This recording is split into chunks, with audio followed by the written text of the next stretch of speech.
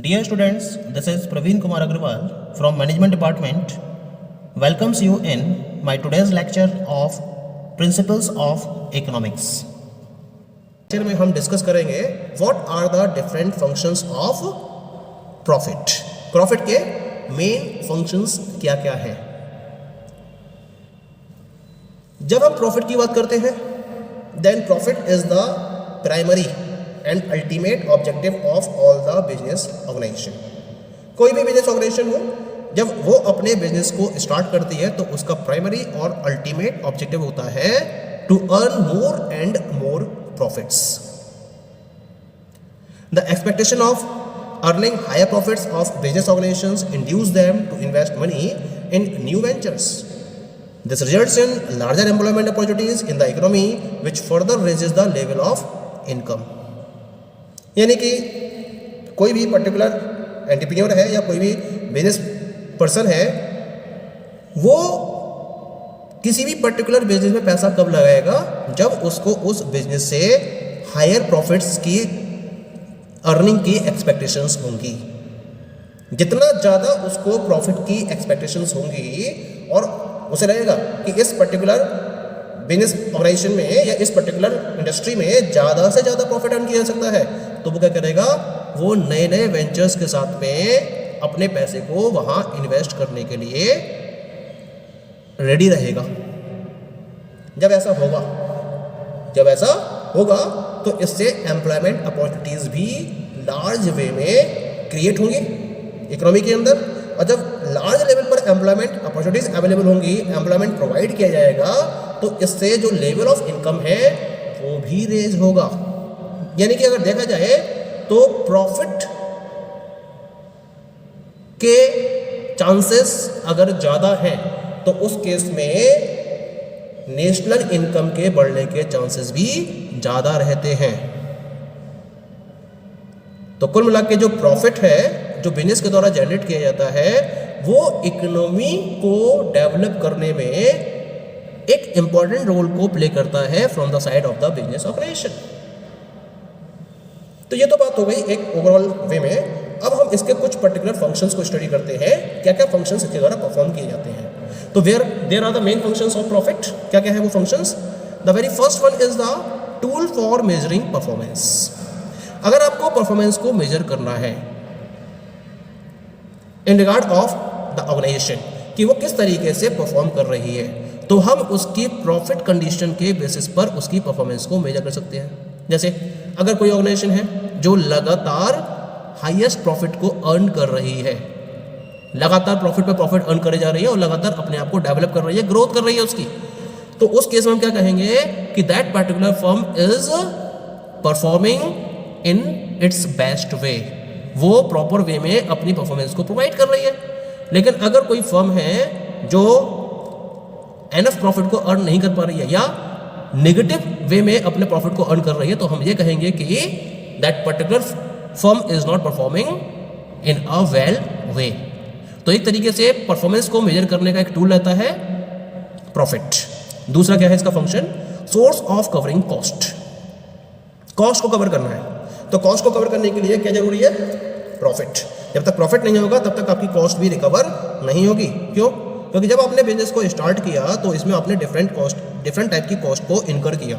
आपने land purchase करी, आपने बिल्डिंग को डेवलप किया, मशीनरीज को इंस्टॉल किया, फिर वो भी जो डिफरेंट फैसिलिटीज़ रिक्वायर्ड थी आपने वो सारी फैसिलिटीज़ अरेंज करी, पावर परचेज करी, इलेक्ट्रिसिटी परचेज करी, आपने वाटर को परचेज किया या जो भी डिफरेंट फैसिलिटीज़ थी उनको परचेज किया, रॉ मटेरियल परचेज किया, लेबर की सर्विसेज को परचेज किया, प्रोडक्शन की प्रोसेस को कंटिन्यू करा और तब जाकर आपने प्रोडक्शन को पॉसिबल किया.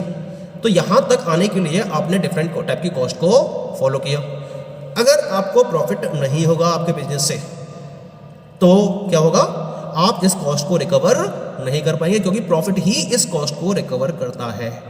तो धीरे धीरे जैसे जैसे आपका प्रॉफिट बढ़ता चला जाता है वैसे वैसे आप ये कंप्लीट कॉस्ट रिकवर कर लेते हो और उसके बेसिस पर अपने ऑपरेशंस को लॉन्ग पीरियड ऑफ टाइम तक कंटिन्यू करते हो. ठीक है. तीसरा है इसके अंदर that is it to ensure future capital.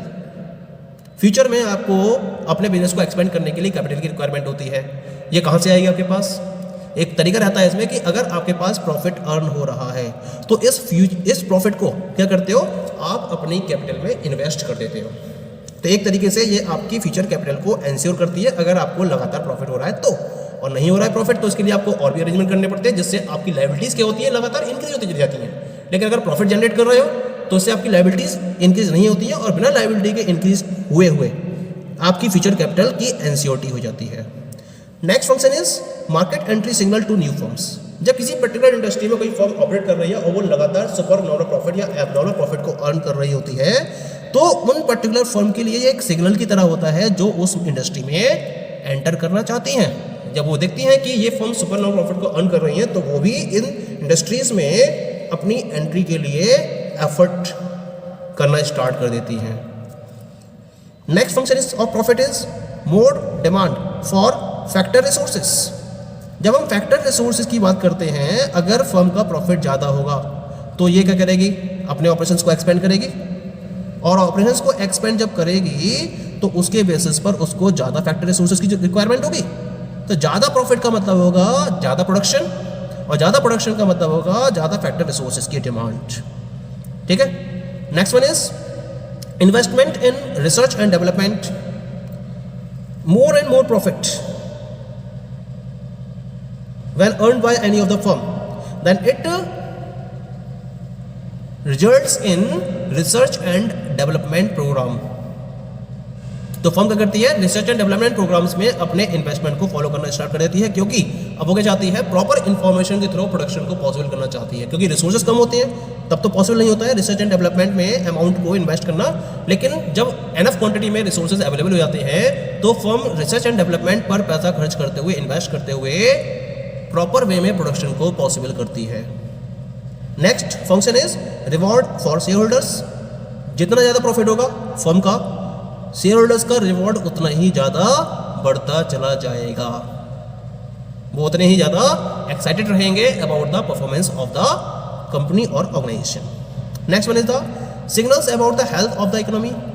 अगर किसी फर्म को लगातार प्रॉफिट हो रहा है, इसका मतलब जो इकोनॉमी है वो हेल्दी वे में और स्ट्रॉन्ग वे में डेवलप्ड हो रही है और उसके डेवलपमेंट की इफेक्ट की वजह से जो ऑपरेटिंग फर्म्स हैं इकोनॉमी के अंदर उनको लगातार प्रॉफिट हो रहा है। तो ये एक तरीके का सिग्नल है about the health of the economy.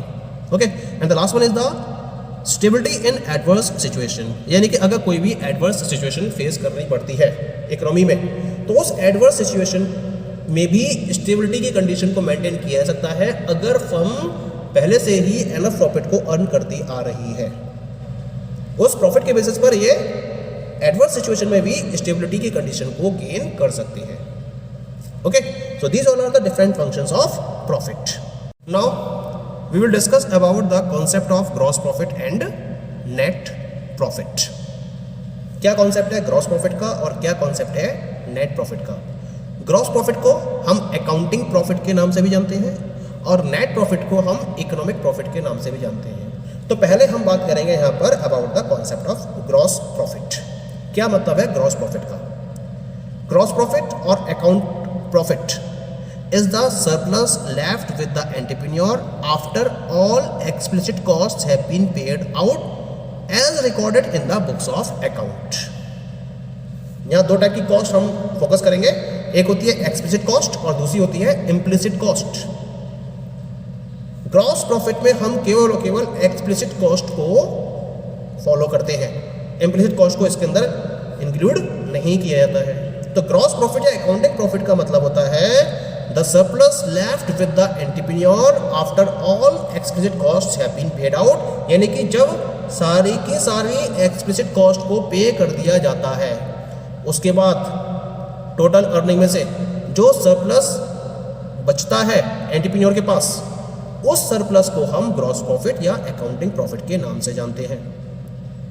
यहां उन एक्सप्लिसिट कॉस्ट को रिकॉर्ड किया जाता है जो बुक्स ऑफ अकाउंट में रिकॉर्डेड होती है, उनको टोटल रेवेन्यू में से या टोटल अर्निंग में से सबट्रैक्ट कर दिया जाता है और उसके बाद जो रेजिड्यू बचा या जो सरप्लस बचा उसको प्रॉफिट का नाम दिया, उसको ग्रॉस प्रॉफिट का नाम दिया गया या फिर अकाउंटिंग प्रॉफिट का नाम दिया जाता है।